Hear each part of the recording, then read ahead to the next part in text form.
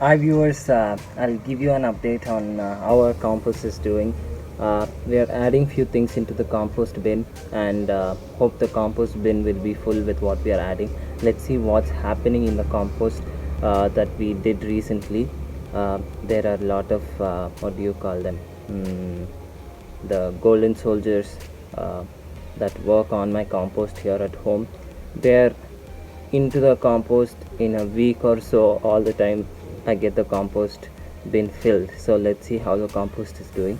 Here I have some kitchen waste and some coriander and mint stems that were used in the kitchen yesterday.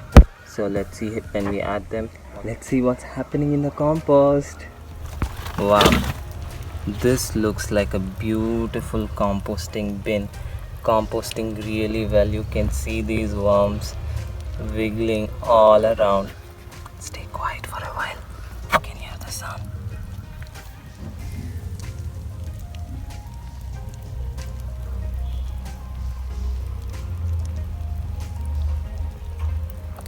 So the compost is doing really well. You can see the jackfruit just rotting little by little. You can see things moving.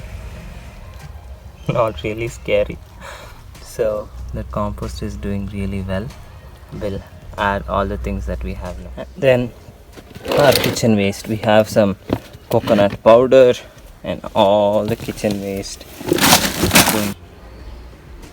Our kitchen waste is going into the compost pile. So that's like a lot in waste. We'll spread it evenly. You can see a lot of watermelon.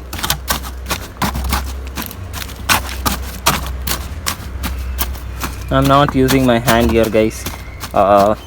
So this is like a board that I'm using to make sure it's spread evenly, so when we add the dry compost on top, it will spread evenly and help the worms do well. I think this compost is going to do really well.